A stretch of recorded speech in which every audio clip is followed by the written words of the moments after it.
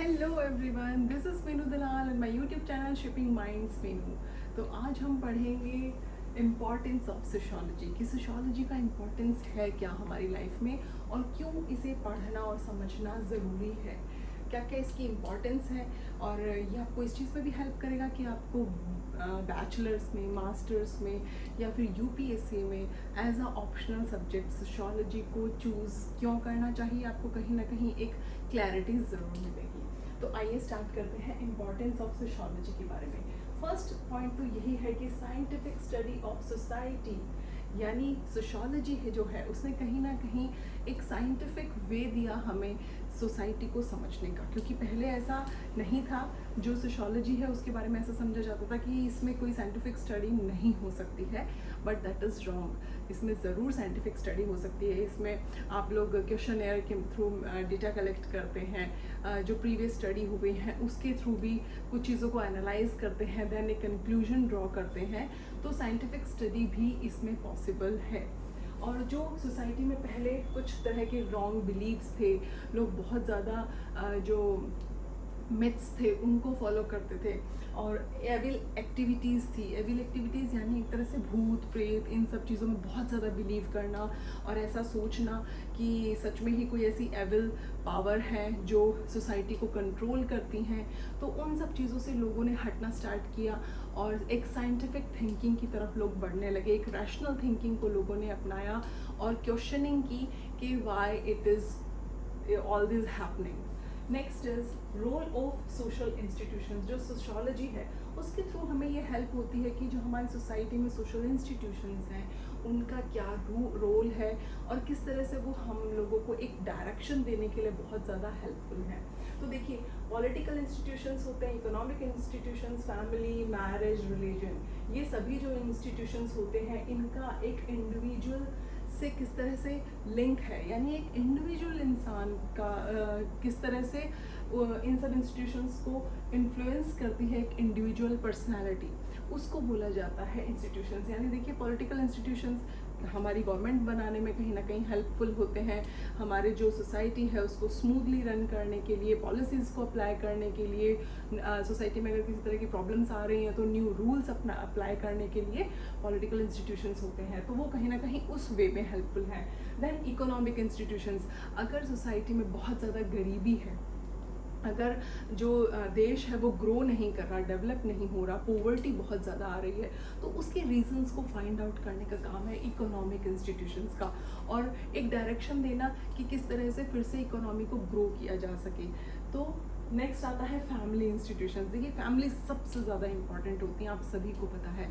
Family जो है वो प्राइमरी इंस्टीट्यूशन होता है किसी भी इंसान के लिए, क्योंकि घर से ही एक बच्चा चीज़ों को सीखना स्टार्ट करता है, अपनी वैल्यूज़ को सीखता है, नॉर्म्स को सीखता है, अपने कल्चर को अडॉप्ट करता है और बहुत सारी अच्छी हैबिट्स को लेकर वो आगे चलता है। तो पहला सोशलाइजेशन सबसे पहले एक बच्चे का कौन करता है, वो होता है फैमिली इंस्टीट्यूशन। यानी बच्चा घर से चीज़ें सीखता है, ना कि सीधे स्कूल में जाके। स्कूल जो है वो भी उसका एक तरह का प्राइमरी है, बट मेन इम्पॉर्टेंट है। सबसे पहले जब बच्चा पैदा होता है उसके बाद मेन रोल होता है फैमिली का। Next is marriage institutions. देखिए, मैरिज भी कहीं ना कहीं बहुत इंपॉर्टेंट रोल प्ले करती है, क्योंकि इससे क्या होता है, सोसाइटी में एक स्टेबिलिटी बनी रहती है और एक कुछ भी रॉन्ग एक्टिविटीज़ में लोग इंडल्ज नहीं होते हैं, इसीलिए मैरिज को बनाया गया है। क्योंकि बहुत बार ऐसा होता है, लोग अपने सेक्सुअल प्रेफरेंसेस को फुलफिल करने के लिए एक दूसरा वे ढूंढते हैं, इसीलिए कहीं ना कहीं मैरिज को इंस्टीट्यूशन को लेके आया गया, ताकि जो सोसाइटी है उसे उनमें किसी भी तरह के डिसीजेस, प्रॉब्लम्स, ये सब चीज़ें बहुत हद तक ना फैल जाएं। दूसरी तरफ रिलीजन का भी बहुत इंपॉर्टेंट रोल होता है सोसाइटी में। आप सभी को पता है, रिलीजन जो है वो हर इंसान के लिए बहुत इंपॉर्टेंट है। हर एक इंसान अपने अपने रिलीजन को बहुत इंपॉर्टेंस देता है, और इम्पॉर्टेंस देता है इसीलिए क्या होता है कि उसके रिलीजन में जो चीज़ों से सिखाई जाती हैं उनको वो मानते हैं, उनको फॉलो करते हैं। वो ऐसा मानते हैं कि अगर हम कुछ गलत चीज़ें करेंगे तो कर्मा जो है वो रिवर्ट होगा और आपको उसकी सज़ा मिलेगी। तो इस तरह से जो इंस्टीट्यूशंस हैं इनका बहुत इंपॉर्टेंट रोल होता है हमारी सोसाइटी में। अब आगे हम देखते हैं problem occur in society.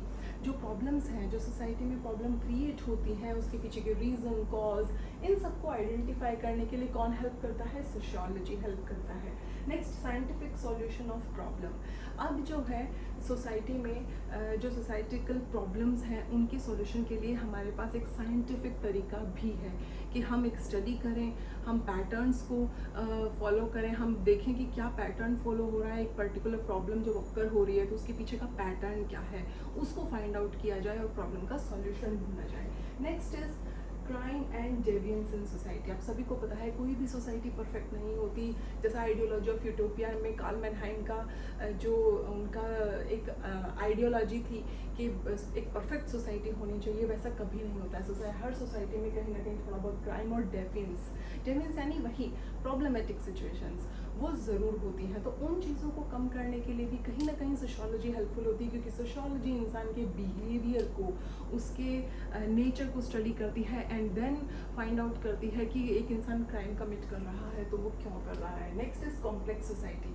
Society बहुत कॉम्प्लेक्स है, अलग अलग रिलीजन के, अलग अलग कल्चर के, अलग अलग कास्ट के लोग यहाँ पे रहते हैं, तो जाहिर सी बात है कॉन्फ्लिक्शन होना तो बनता है, क्योंकि मेरा कुछ और रिलीजन है, हो सकता है आपका कुछ और हो, मैं किसी और कास्ट से बिलोंग करती हूँ, आप किसी और कास्ट से बिलोंग करते हैं, तो कहीं ना कहीं हमारे जो थॉट्स हैं वो कहीं ना कहीं टकरा सकते हैं, तब जो है वो प्रॉब्लम्स क्रिएट होती हैं।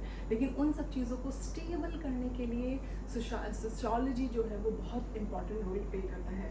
Next is rational thinking developed through sociology. जो रैशनल थिंकिंग है वो कहीं ना कहीं डेवलप हुई सोशियोलॉजी की हेल्प से, कि लोगों ने क्वेश्चनिंग करना स्टार्ट किया कि हम अगर ऐसा मान रहे हैं, बिलीव कर रहे हैं कि बिल्ली रास्ता काट जाएगी तो वो हमारे लिए बुरा है, तो लोगों ने जो उसको फॉलो करते आ रहे थे उन चीज़ों को स्टॉप किया, उन चीज़ों को सोचना बंद किया और उसके पीछे साइंटिफिक रीज़न ढूंढने का ट्राई किया। कोई साइंटिफिक रीज़न नहीं है तो लोगों ने उन चीज़ों में बिलीव करना बंद कर दिया।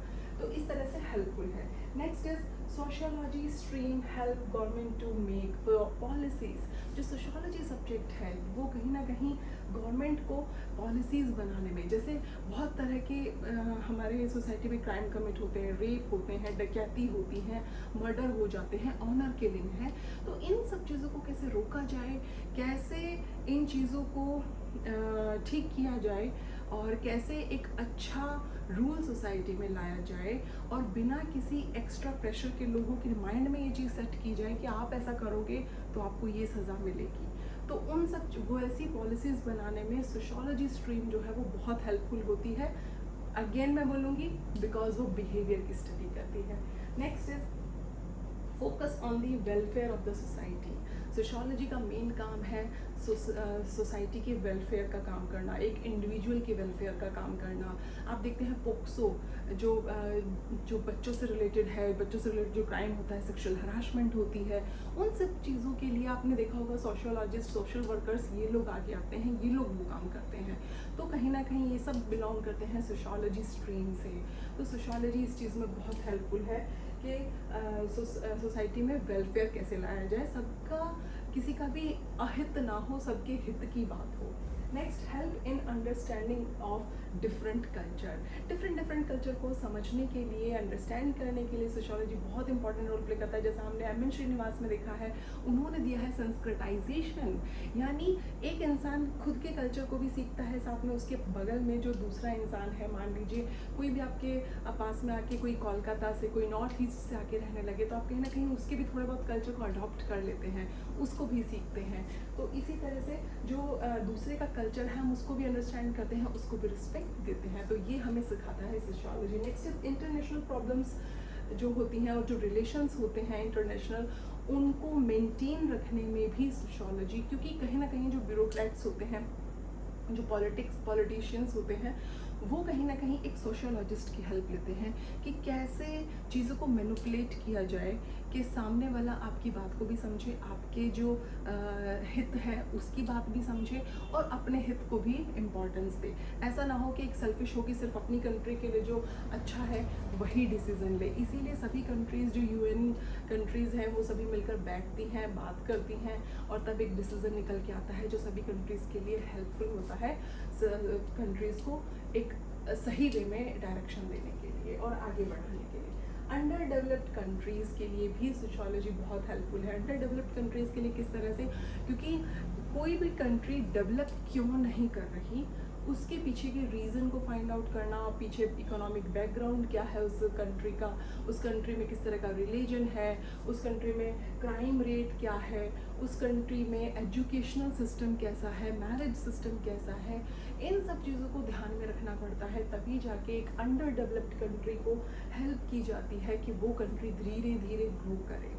तो ये था इम्पॉर्टेंस ऑफ सोशोलॉजी। अगर आप लोगों को मेरा वीडियो पसंद आता है और जो मैं लेक्चर डिलीवर करती हूँ वो समझ में आता है, तो प्लीज़ कमेंट कीजिए, लाइक कीजिए, सब्सक्राइब कीजिए एंड शेयर कीजिए अपने फ्रेंड्स के साथ।